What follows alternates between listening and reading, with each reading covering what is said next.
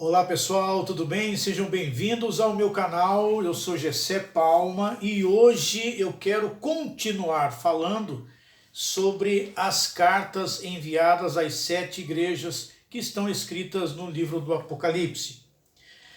Nós estamos vindo de uma série de estudos falando um pouquinho sobre as igrejas que receberam as cartas do Senhor Jesus, que estão escritas nos primeiros capítulos do livro do Apocalipse. Hoje eu quero encerrar esses estudos e nós vamos falar sobre as 3 últimas igrejas.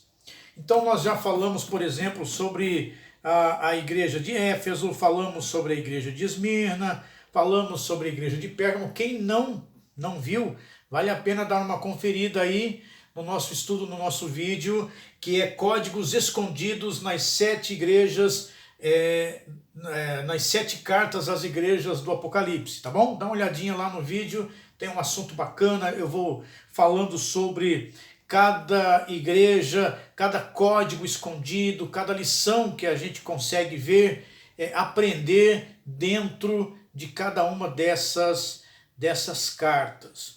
Então, para você que está pegando agora, né, o bonde andando, veio aqui, vai assistir hoje, ainda não pegou o contexto de cada carta, o que está acontecendo aqui é que no início do livro do Apocalipse, Jesus aparece a João, o apóstolo, e então abre a visão de João e começa a lhe revelar as coisas que estão escritas no livro do Apocalipse, que muita gente acha, e até mesmo, né, com uma certa razão, de que o livro do Apocalipse é um livro difícil de ser entendido. Eu posso dizer que há muitos anos, né, que as pessoas não se pregam sobre esse assunto, sobre esse livro, porque as pessoas têm esse livro como um livro escondido demais, um livro cheio de códigos e simbolismos que não se consegue interpretá-lo. Mas a própria palavra Apocalipse quer dizer revelação.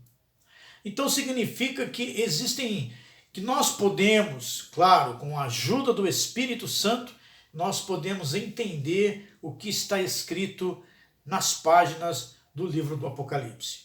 Então hoje eu quero falar sobre as 3 últimas cartas. Eu quero que você preste atenção para você entender o que é que nós estamos falando.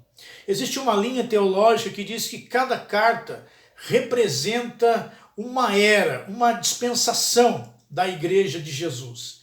Mas nós já vimos até aqui que cada carta também tem lições importantíssimas, lições espirituais importantíssimas, mistérios e segredos em cada linha de cada carta, que quando nós compreendemos e recebemos a revelação daquilo que está escrito, nós conseguimos aplicar também a nossa vida e podemos ver que cada carta também se aplica à igreja de Jesus nos nossos dias. Então, a partir de agora, eu não vou mais, não devemos entender, quando falo de igreja, que eu estou falando de denominação.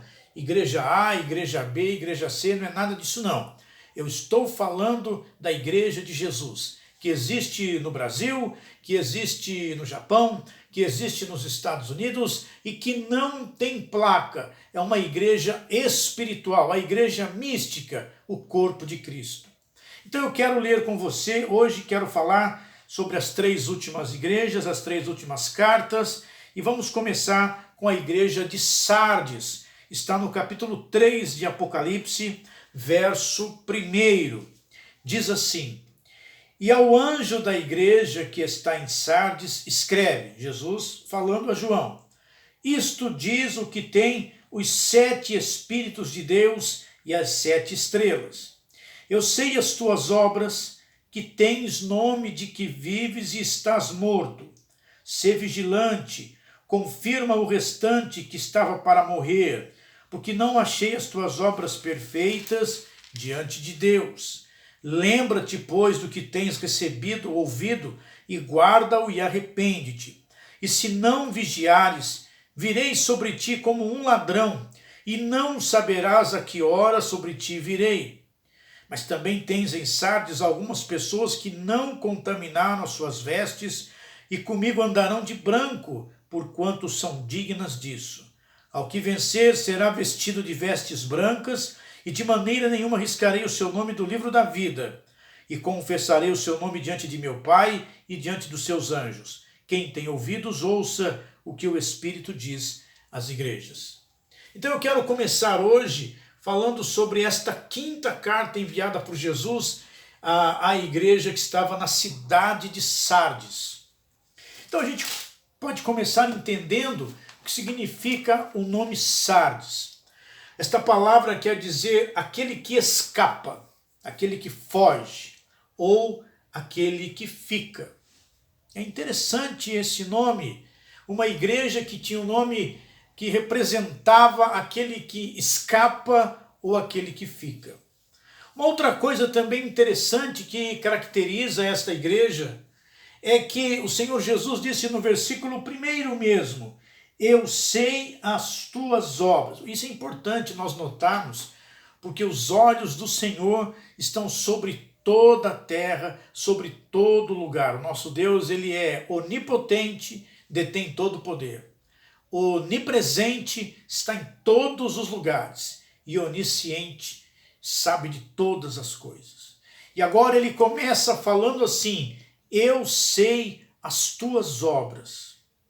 Se esse texto parasse aqui, poderíamos dizer que poderíamos até mesmo ter uma esperança, vamos dizer assim, de que essa igreja receberia elogios e não críticas. Mas o Senhor Jesus criticou esta igreja e disse a ela: eu sei as tuas obras, que tens nome de que vives. Ou seja, você recebeu, as pessoas te chamam como uma igreja avivada.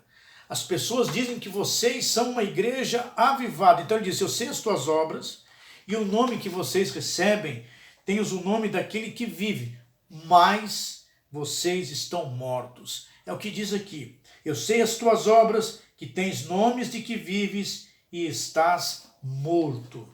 E aí o bicho começa a pegar, porque de repente uma igreja que todo mundo diz que é uma igreja avivada, uma igreja vivificada, um povo avivado, mas o Senhor Jesus diz: eu sei que na verdade você está morto.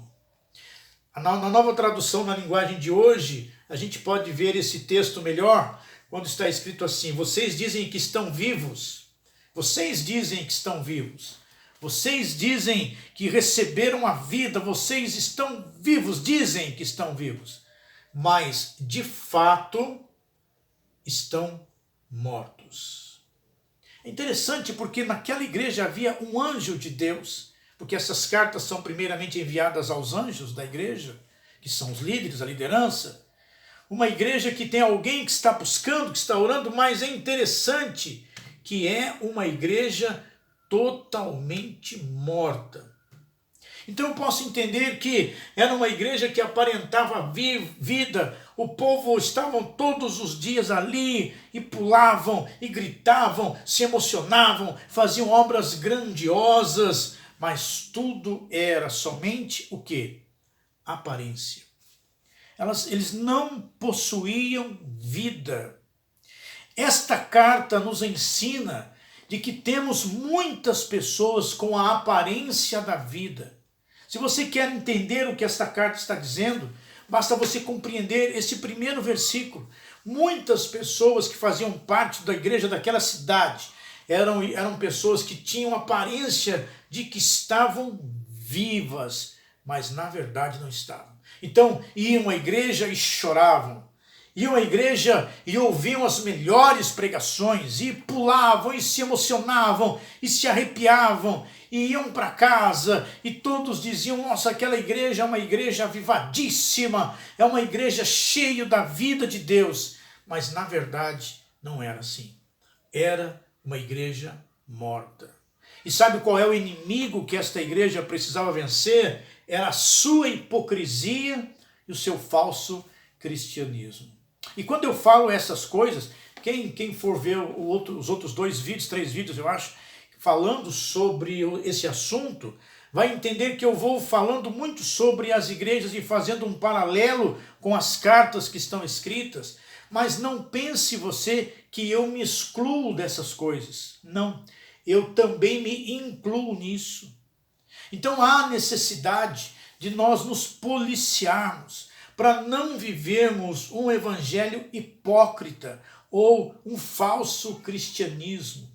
Nós precisamos aprender a ser verdadeiros. Ser verdadeiro não é ter que chegar e ficar apontando o dedo para o irmão, acusando ele de pecados e coisas parecidas. Não é isso não.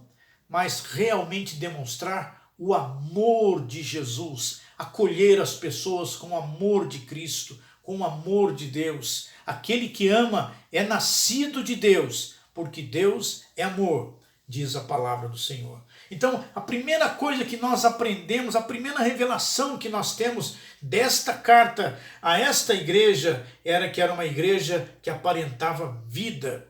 Não tinha vida real. Uma igreja hipócrita e uma igreja de falso cristianismo. Mas aí Jesus dá a receita para que essa igreja consiga viver e receber o seu prêmio. Jesus diz assim: sê vigilante, confirma o restante que estava para morrer, porque não achei as tuas obras perfeitas diante de você. Aí Jesus diz: lembra-te, pois, do que tens recebido e ouvido, guarda-o e arrepende-te. Isso é muito importante, porque se nós temos que vencer a hipocrisia e o falso cristianismo, nós temos que aprender primeiro a lembrar daquilo que temos recebido. E quem é que nos lembra, quem é que fala na nossa memória das coisas que nós temos recebido de Deus? O Espírito Santo. É Ele que nos lembra.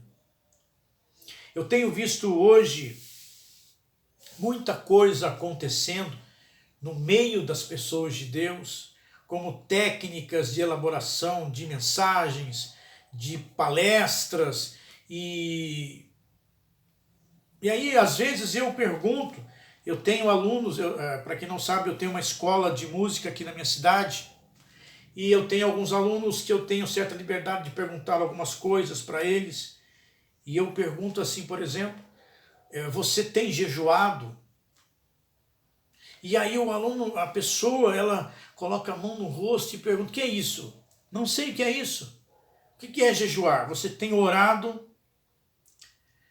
E aí existem pessoas que elaboram teorias e conversas e frases: não, mas o jejum não é para agora, ou então eu fiz um jejum de alguma outra coisa que não seja abstinência de alimentos, e o meu jejum tem que ser um jejum corrido porque eu trabalho, e isso e aquilo, de forma que não se jejua como deve ser jejuado.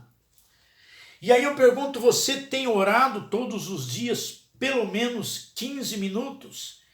E a pessoa diz: não tenho, porque eu acordo cedo e já tenho que ir trabalhar, ou se eu trabalho à noite eu tenho que passar o dia todo descansando, e família para cuidar, e isso e aquilo, de forma que também não tem orado.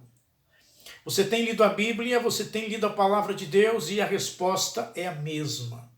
Então, como podemos ter dentro de nós a palavra de Deus, e como podemos ter comunhão com o Espírito Santo do Senhor, se nós não fazemos por onde?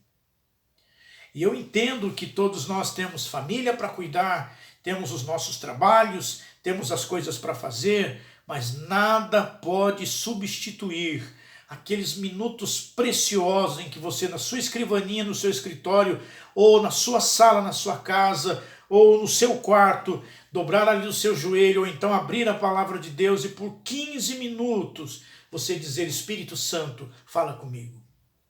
Porque se o Espírito Santo está conosco, e se é Ele quem convence o homem da justiça, do pecado e do juízo, então nós não precisamos abrir mão, não precisamos pegar coisas que não fazem parte do cristianismo e colocar dentro do cristianismo, dentro da nossa liderança, dentro das nossas igrejas.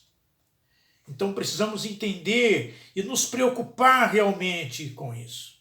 O Senhor Jesus disse: lembra-te, pois, do que tens recebido.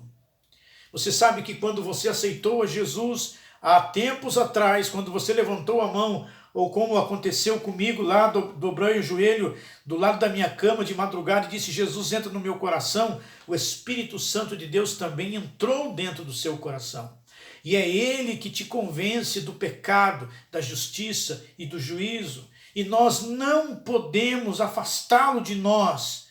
Orarmos como o salmista que disse: não retires de mim o teu Espírito Santo. Nós precisamos dele na nossa vida, na nossa liderança, no nosso ministério, no nosso trabalho, na nossa vida pessoal. Primeiro, muita gente nem sabe qual é o ministério que tem. Muitas pessoas nem imaginam que possuem ministérios e chamados específicos para algumas coisas. Muita gente confunde ministério e chamado somente com uma pessoa que está no altar pregando ou cantando, mas toda a igreja, todas as pessoas da igreja têm seus chamados e ministérios específicos. Você sabia que talvez você tenha sido chamado não para ser um pregador de altar, um líder de uma congregação, de uma igreja, mas ser um evangelista lá dentro do seu trabalho, ou como patrão, ou como empregado? Então é muito importante essa comunhão com o Espírito Santo para que você se coloque dentro do corpo de Cristo de modo funcional e funcione dentro das coisas do Senhor. Jesus disse também: lembra-te do que tens ouvido. E aí nós falamos da palavra de Deus. É interessante, você mesmo pode fazer um teste, chamar alguém da congregação, da igreja, na quarta-feira, por exemplo, e perguntar para ele o que foi pregado no domingo na igreja. Ou então, uma coisa mais simples, não é? Porque de domingo para quarta-feira se passaram alguns dias, e, enfim, né? Qual foi o versículo bíblico que ele leu naquele dia? Se ele sabe. Isso é muito, muito sério. Mas também falo isso com todo amor no meu coração. A importância de termos também comunhão com a palavra de Deus. Guardar o que foi lido, ter respeito pela palavra. A palavra de Deus, ela é viva e eficaz. Então, nós precisamos ter respeito, ler a palavra, nos alimentar da palavra de Deus. Ela é alimento para nós. E a exemplo do povo de Israel que recebia o maná para ser consumido no mesmo dia, nós também precisamos receber a palavra de Deus para alimentarmos com ela naquele dia. O dia seguinte, outra palavra. Nós queremos vitórias da parte do Senhor, mas não queremos ouvir o que Ele tem para dizer para nós. Isso é muito importante. Então, lembra-te do que você recebeu e lembra do que você tem ouvido. A fé vem pelo ouvir a palavra de Deus. Lâmpada para os meus pés é a tua palavra e luz para o meu caminho. A palavra de Deus, ela é viva e eficaz e mais penetrante do que espada alguma de 2 gumes. Então nós precisamos compreender o que está na palavra de Deus. Jesus também disse assim: guarda. Ele disse: lembra-te, pois, do que tens recebido, ouvido e guarda. Nós temos que guardar a nossa fé, guardar a palavra que nós temos recebido do Senhor. E também nos arrepender, porque ele termina dizendo: e arrepende-te. Arrepender-se da hipocrisia, arrepender-se do cristianismo falso, da religiosidade, não é? Daquela religiosidade de fazer tudo de forma mecânica, de fazer tudo da mesma maneira. Não há vida dentro de você a não ser um mecanismo que não para mais. Se levanta a mão, se abaixa a mão, senta, se levanta, abre a Bíblia, fecha a Bíblia, canto 2, 3 cânticos, vou embora para casa, choro um pouquinho, vou embora para casa. No outro dia, meu trabalho, Bíblia na cabeceira da cama, não tenho nada a fazer. Não, arrepende-te da sua religiosidade. para que você possa realmente ter vida e vida com abundância. Vida com abundância. Ok? Vamos em frente. Mais uma carta para a igreja de Laodiceia. Apocalipse 3, verso 14 em diante. Só que nesse momento eu quero só explicar que eu estou pulando a igreja da Filadélfia e estou invertendo um pouquinho as ordens, porque seria Sardes, Filadélfia e Laodiceia, mas eu quero falar sobre a igreja de Laodiceia primeiro e depois quero falar sobre a igreja da Filadélfia. Então vamos pular, eu falei versículo 7, mas vamos pular para o versículo 14 do mesmo capítulo. E ao anjo da igreja que está em Laodiceia escreve: isto diz o Amém, a testemunha fiel e verdadeira, o princípio da criação de Deus. Eu sei as tuas obras, que nem és frio nem quente. Tomara que você fosse frio ou quente. Assim, porque és morno e não és frio nem quente, vomitar-te-ei da minha boca. Como você diz, eu rico sou e estou enriquecido, de nada tenho falta. Mas você não sabe que você é um desgraçado, miserável, pobre, cego e nu. Aconselho-te que de mim compres ouro provado no fogo, para que te enriqueças, e vestes brancas para que te vistas, e não apareça a vergonha da tua nudez, e que unja os olhos com colírio para que vejas. Eu repreendo e castigo a todos quantos amo. Sê, pois, zeloso e arrepende-te. E eis que estou à porta e bato. Se alguém ouvir a minha voz e abrir a porta, entrarei em sua casa e com ele cearei e ele comigo. Ao que vencer, lhe concederei que se assente comigo no meu trono, assim como eu venci e me assentei com meu Pai no seu trono. Quem tem ouvidos, ouça que o Espírito diz às igrejas. Eu quero pular, inverter um pouquinho essa ordem e falar agora da igreja de Laodiceia. Eu quero colocar a última carta na frente da penúltima. O seu nome significa, o nome Laodiceia significa o povo que reina. E mais uma vez a gente vê a arrogância que este povo tinha em seu interior. A gente vai, só de você ler esses versículos, você já percebe que era um povo totalmente arrogante, cheio de si.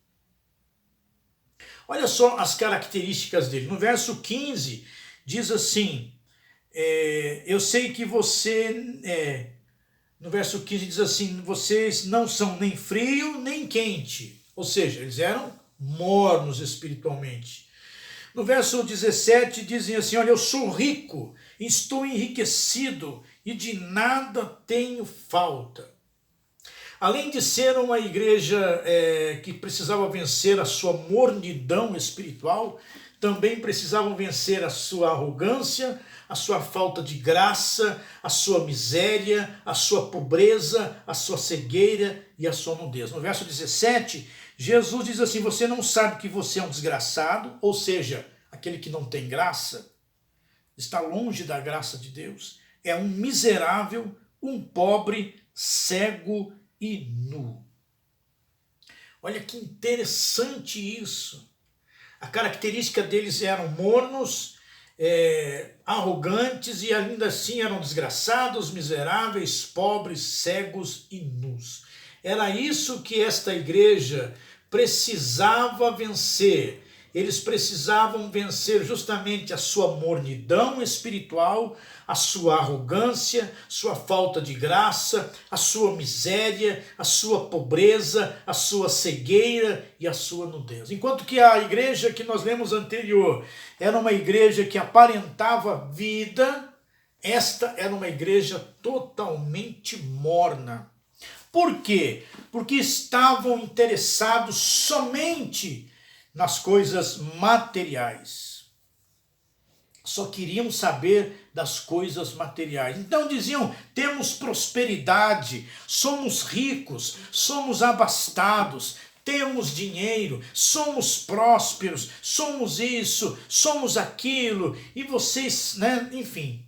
Mas só que dentro deles, embora fora estivessem demonstrando toda a sua conquista material e financeira, dentro deles Jesus ainda dizia: olha, vocês são mornos espirituais, vocês são miseráveis, vocês não têm a minha graça, vocês são pobres, vocês são cegos, vocês não enxergam o que está acontecendo, vocês estão nus, vocês não têm as minhas vestes de justiça sobre vocês. Olha que interessante.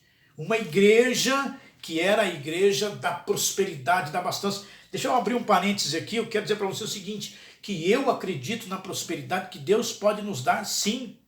Eu acredito na vida abundante, mas nada dessas coisas, nada disso pode estar, na verdade, no lugar do nosso Deus. Porque a partir do momento que eu faço da minha riqueza, do meu dinheiro, da minha abundância, do meu trabalho, do meu carro do ano, do dinheiro na conta do banco, se eu faço disso o meu bezerro de ouro e passo a adorá-lo, eu deixo de servir a Jesus e passo a servir a Mamon.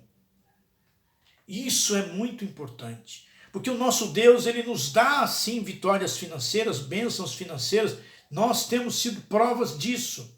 Porém, não podemos pegar o que Deus nos deu e fazer o nosso bezerro de ouro para adorá-lo. Porque daí estamos tirando Jesus do lugar dele e colocando esse bezerro de ouro no lugar de Jesus. E aí Deus não está nisso. Porque quando fazemos isso, nos tornamos exatamente como a igreja de Laodiceia, uma igreja totalmente sem graça, sem a graça de Deus. Você já imaginou uma igreja sem a graça de Jesus? O Senhor disse: a minha graça te basta. Uma igreja que não possui a graça de Deus. Uma igreja totalmente miserável, mesquinha, arrogante. Uma igreja pobre, cheia de cadeiras e ornamentos suntuosos, mas uma igreja pobre. Uma igreja cega, porque não vê as coisas do Senhor, não está vendo o que Deus está fazendo, e o que é pior, uma igreja nua, sem as vestes de justiça do Senhor. Então, esta igreja precisava vencer essa mornidão, essa arrogância, essa falta de graça, essa miséria, essa pobreza, essa cegueira e essa nudez.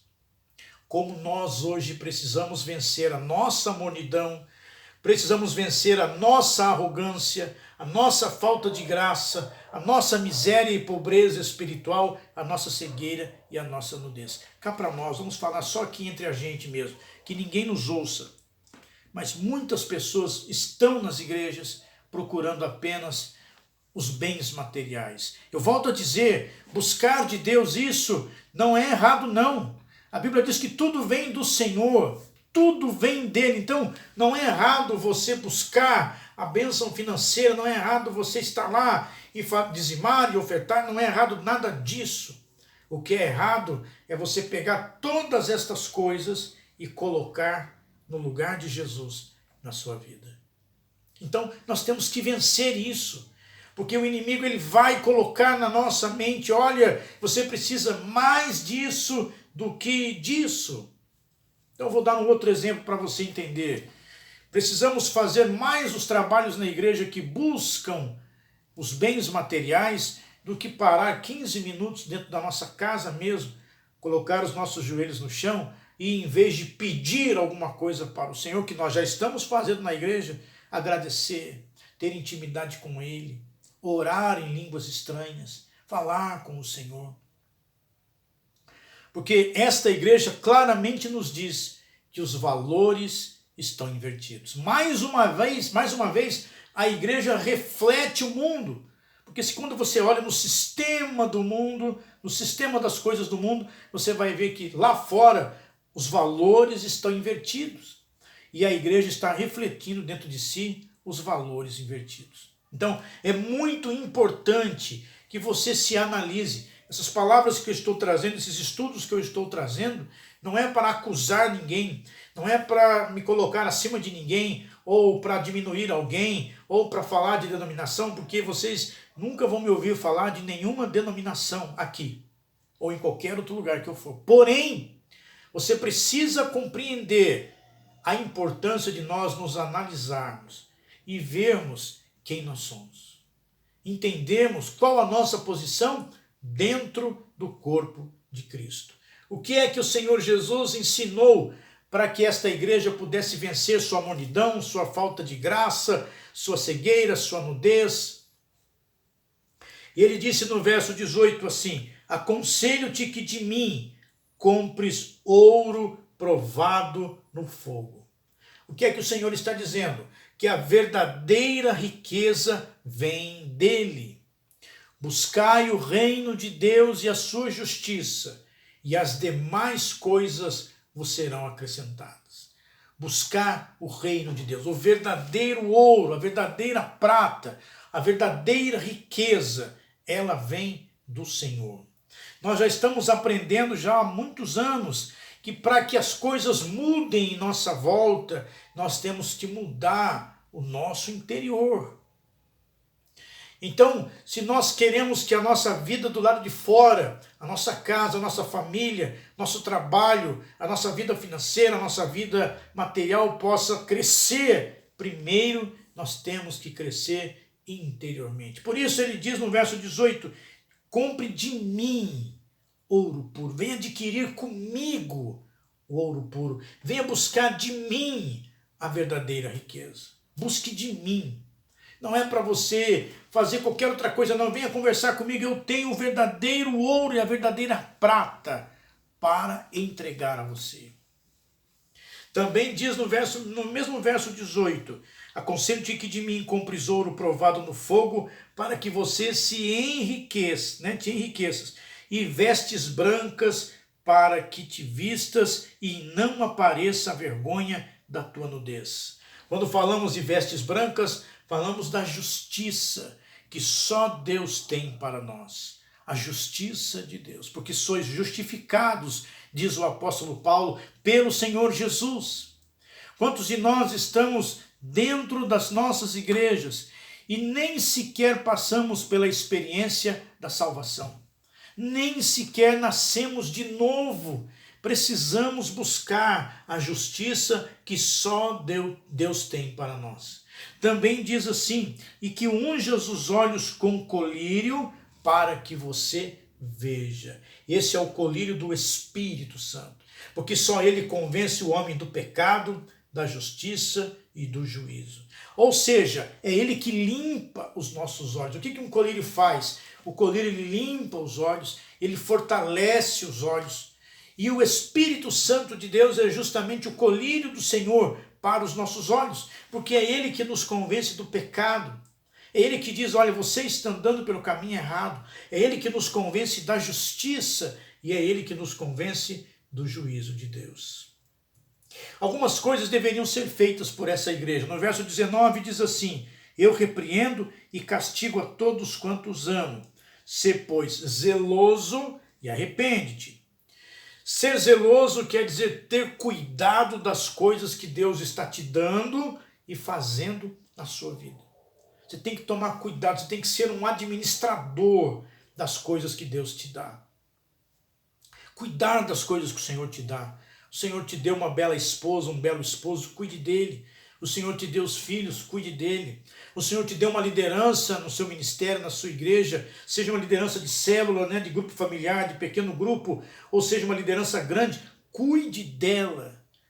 Cuide dela, cuide da sua vida, seja zeloso com as coisas que Deus te deu. Também diz, arrepende-te. Sê, pois, zeloso e arrepende-te.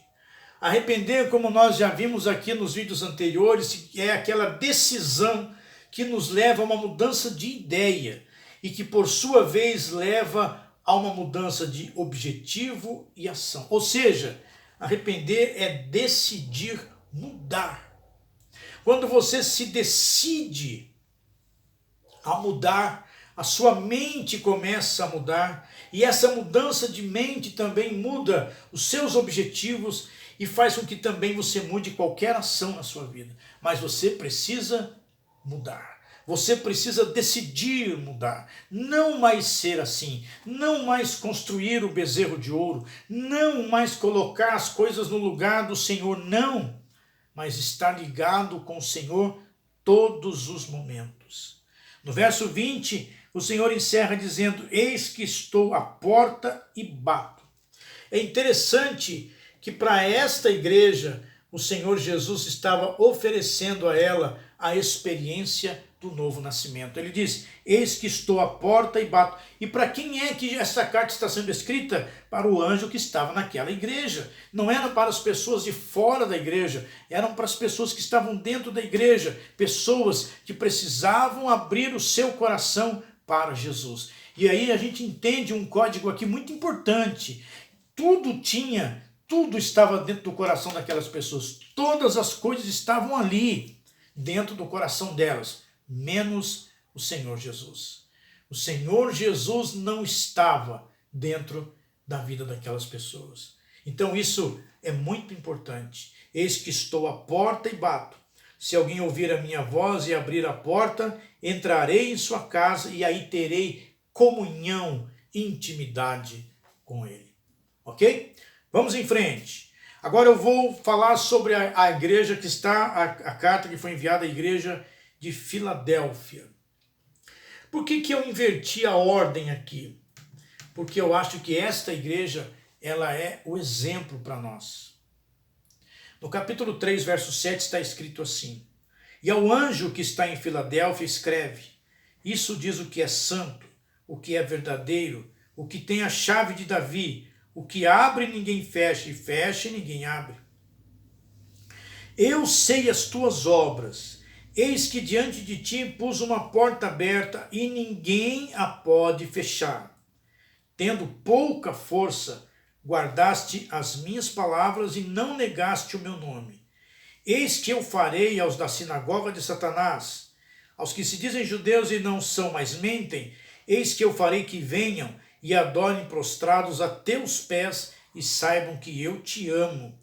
Como guardaste a palavra da minha paciência, também eu te guardarei da hora da tentação que há de vir sobre todo o mundo para tentar os que habitam na terra. Eis que venho sem demora, guarda o que tens, para que ninguém tome a tua coroa. Ao que vencer, eu farei coluna no templo do meu Deus, e dele nunca sairá. E escreverei sobre ele o nome do meu Deus e o nome da cidade do meu Deus, a nova Jerusalém, que desce do céu do meu Deus, e também o meu novo nome. Quem tem ouvidos, ouça o que o Espírito diz às igrejas. Eu coloquei essa igreja no final, como última, porque é uma igreja que deve ser o exemplo para nós. Você sabe, o nome Filadélfia significa amor fraternal. E quando a gente fala de amor fraternal, a gente já entende que existe aí um exemplo que nós temos que seguir. O exemplo do amor. A palavra Filadélfia, o nome Filadélfia quer dizer assim, amor fraternal. E além disso, ela representa justamente a igreja fiel. Agora não há mais acusações, não há mais críticas. Não existe mais críticas dentro deste texto. E o Senhor Jesus começa a dar as características dessa igreja. No verso 8 ele diz assim: eu sei as tuas obras, coloquei uma porta aberta que ninguém pode fechar, tendo pouca força, guardaste a minha palavra. E o Senhor Jesus começa a elogiar esta igreja, dizendo que é uma igreja que guardou a palavra dele. E o que é que nós temos que fazer? Guardar a palavra do Senhor. Precisamos guardar o que Deus está nos dando. Também diz: guardaste as minhas palavras e não negaste o meu nome. Uma igreja fiel, ela guarda a palavra e ela não nega o nome de Jesus. Uma igreja fiel. Nós temos que aprender que o Senhor Jesus tem o remanescente fiel. Existem muitos que querem, que estão envolvidos na religiosidade, no sistema de coisas. Muitos são chamados, mas poucos são os escolhidos. Os escolhidos são justamente o remanescente fiel, aquele que está guardando a palavra do Senhor, aquele que não nega o nome do Senhor Jesus. Esta igreja tem uma característica também interessante, porque ela é retratada como uma igreja de pouca força. Jesus diz assim: tendo pouca força. Uma igreja que aparentemente ninguém dava nada por ela. É uma característica marcante espiritualmente, porque Jesus disse assim: eu sei que vocês são uma igreja de pouca força. O que é uma igreja de pouca força? Né? O que é alguém de pouca força? Uma igreja fraca. Olha que interessante. Uma igreja diferente, uma igreja pequena, uma igreja fraca talvez. Eu sei que vocês têm pouca força, mas é uma igreja que tem a promessa do Senhor de ser guardada. Olha o que o Senhor fala assim: como guardaste a minha palavra, a palavra da minha paciência, também eu te guardarei. Porque o que acontece? Aquela igreja havia assumido que era uma igreja fraca. Mas quando aquela igreja estava assumindo essa característica, o Senhor tomou por ela as dores. O Senhor diz: não, eu vou proteger você, eu vou guardar você, porque você não tem força para lutar por você mesmo, então eu vou lutar por você. Você entende o segredo aqui?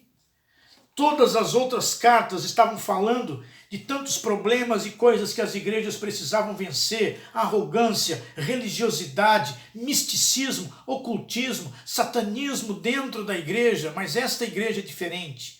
É uma igreja em que todos dizem que é uma igreja fraca, mas sendo uma igreja fraca, é uma igreja que o Senhor está lutando por ela. O Senhor luta por ela, o Senhor batalha por ela, o Senhor peleja por ela, o Senhor guerreia por ela, porque ela não tem força. E aí é que está a beleza desta igreja. Jesus disse assim: eu vou guardar vocês das tentações que virão no mundo e que todos vão passar por ela, mas vocês serão guardados por mim. Vocês serão guardados por mim. E aqui nós podemos encaixar o salmo que é mais lido em todo o mundo, que diz: aquele que habita no esconderijo do Altíssimo, a sombra do Onipotente descansará. 1000 cairão ao teu lado, 10.000 à tua direita, mas você será guardado, você será protegido por mim, porque você não tem forças. Você não tem forças. Você não consegue lutar por você mesmo, você não consegue guerrear por você mesmo, então eu vou guardar por você. A pergunta é: eu vou guardar você. A pergunta é: você tem sido fiel? Você tem guardado a palavra? Você tem mantido o nome do Senhor Jesus na sua vida? Você realmente tem sido um cristão de verdade? Palavra difícil.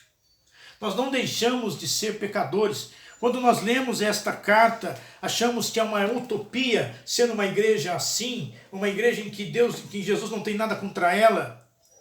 Não deixamos de ser pecadores, continuamos sendo pecadores, todos nós temos os nossos erros, mas somos pecadores arrependidos, que nos aproximamos do Senhor Jesus e dizemos: Senhor, por nós mesmos não conseguiremos nada.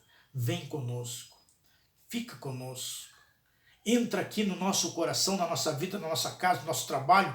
Fica conosco. Ceia conosco, Jesus. Esteja conosco. Um conselho final. Verso 11. Guarda o que você tem, para que ninguém tome a tua coroa. Isso é muito importante. Vamos recapitular agora o que nós aprendemos com estas igrejas. Vamos lá. A igreja de Éfeso foi a igreja que deixou o seu primeiro amor. Isso é uma coisa importante. Precisamos voltar ao primeiro amor. A igreja de Esmina foi a igreja que passou por muitas tribulações. A igreja de Pérgamo era a igreja da imoralidade, da idolatria e do ocultismo. A igreja de Tiatira era a igreja dos falsos profetas e dos falsos sinais. A igreja de Sardes, a igreja da hipocrisia.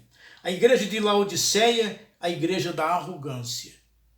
Tudo isso nós precisamos trabalhar em nossa vida e deixar de lado o fato de esquecermos do Senhor. Temos que voltar ao primeiro amor.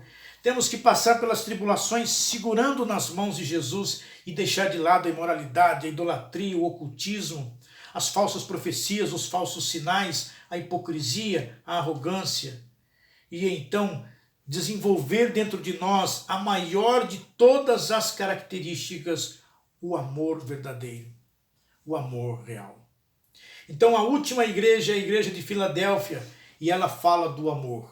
Eu quero encerrar esta série de vídeos lendo 1 João capítulo 4.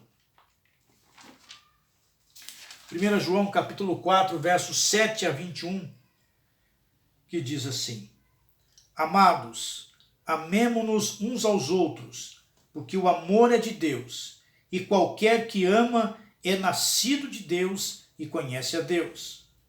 Aquele que não ama não conhece a Deus, porque Deus é amor. Nisto se manifestou o amor de Deus para conosco, que Deus enviou o seu Filho unigênito ao mundo, para que por ele vivamos. Nisto está o amor, não em que nós tenhamos amado a Deus, mas em que ele nos amou e enviou seu Filho para propiciação pelos nossos pecados. Amados, se Deus assim nos amou, também nós devemos amar uns aos outros. Ninguém jamais viu a Deus. Se nós amamos uns aos outros, Deus está em nós e em nós é perfeito o seu amor. Nisto conhecemos que estamos nele e ele em nós, pois que nos deu do seu Espírito, e vimos e testificamos que o Pai enviou seu Filho para Salvador do mundo. Qualquer que confessar que Jesus é o Filho de Deus, Deus está nele e ele em Deus. E nós conhecemos e cremos no amor que Deus nos tem. Deus é amor. E quem vive em amor está em Deus e Deus nele. Nisto é perfeito o amor para conosco, para que no dia do juízo tenhamos confiança, porque qual ele é, somos nós também neste mundo. No amor não há temor, antes o perfeito amor lança fora o medo,